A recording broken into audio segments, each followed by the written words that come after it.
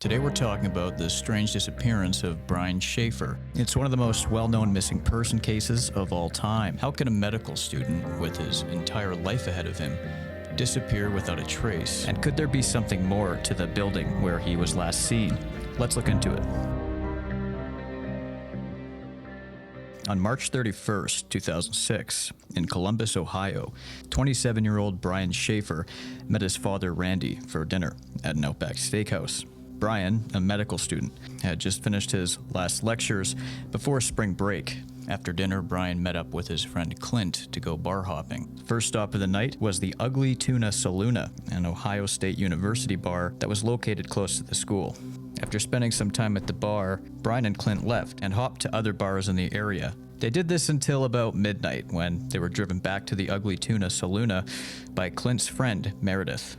Here we can see three of them caught on CCTV traveling up the escalator at the bar at about 1:15 a.m. on April 1st. Sometime between 1:15 a.m. and 1:57 a.m., Brian was seen outside the bar with Clint, talking to two girls. Brian had a girlfriend, but it's thought that he was flirting with one of the girls, at one point taking down her phone number. At 1:57 a.m., Brian was seen on CCTV at the top of the escalator outside the Ugly Tuna. This is the last known sighting of Brian Shaffer. The bar closed at 2 a.m., but Brian was nowhere to be seen. Clint and Meredith tried to call him, but there was no answer. They looked through the bar and even went into the bathroom trying to find him, but he was nowhere to be found. At 2:10 a.m., Clint sent Brian a text message asking him where he was. This is the last known signal that was ever recovered from Brian's phone. Clint and Meredith came to the conclusion that Brian must have gone home. His apartment was close, just a few blocks away, and Brian had a tendency to wander off. So Clint and Meredith weren't all that concerned at first. The next day, Brian's girlfriend Alexis tried to reach him. The two were supposed to fly to Miami together the next week. With no response from Brian, Alexis grew concerned. She called Brian's father Randy and told him something was wrong. Brian's family filed a missing persons report, but people thought he would at least show up to his flight so he could get to Miami. That was the next week, on Monday. But Brian didn't show up to the airport, and his friends and family became highly concerned. There was clearly a big problem here. The crazy thing about this case is that nobody actually saw Brian leave the bar that night. Police used CCTV footage to account for every single person that entered the building, leaving the building. But it's possible Brian could have exited the building through an emergency or service door. There are 4 additional doors on the east side of the building. It's reported that every exit was covered by CCTV cameras. Every exit except for one of them. This door exited out into a construction site. Investigators actually think that this is the door Brian must have left from. It's the only logical conclusion for them, because he didn't show up on any CCTV footage. But the reason why he used this door remains shrouded in mystery. No other cameras in the area, not just the building, but the entire area, actually captured Brian that night. But keep in mind, this was back in 2006, before cameras were as common as they are now. Brian's girlfriend would call his phone every day after he disappeared, and every time it kept going to voicemail. But one time, the phone rang. Nobody answered. Brian's phone provider was contacted about this, but they chalked it up to a system glitch. The investigation took a bizarre turn when a cell tower located a ping from Brian's phone in Hillard, 14 miles west of Columbus. It's not known whether or not this was also a system glitch. By this point, Brian's disappearance had thoroughly confused everybody involved.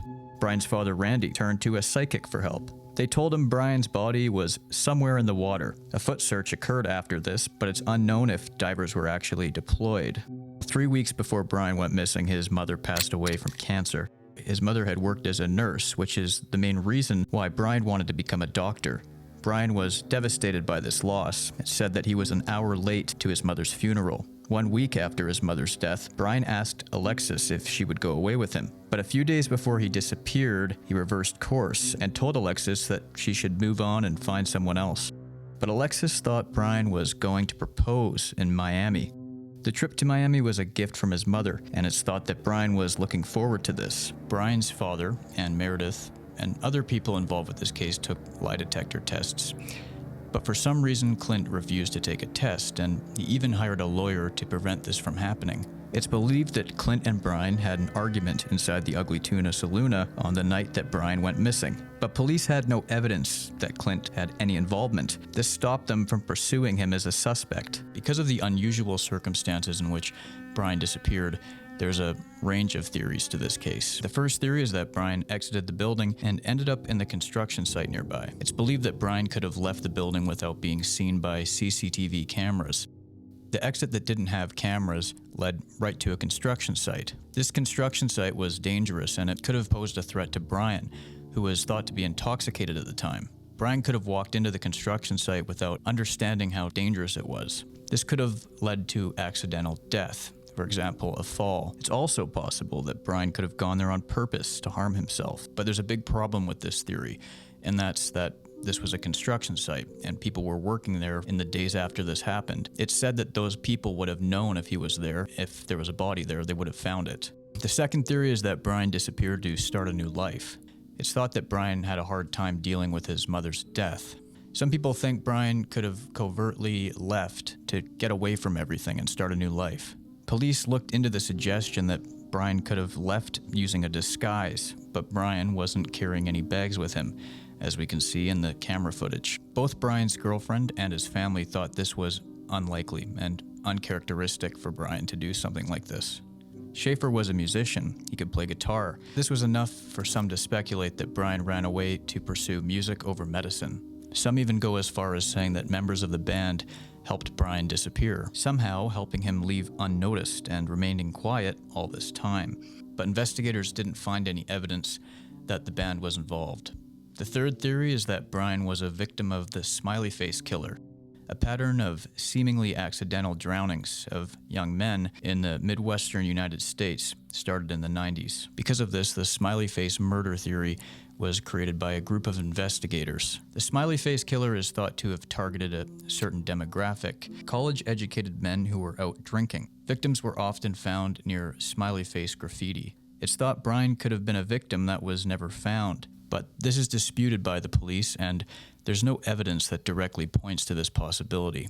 Less than 2 years after Brian disappeared, his father Randy was killed when he was struck by a tree that fell during a storm. If you know any information that could help police solve this case, please contact them using the information provided. As always, thanks for watching, and I'll see you in the next one.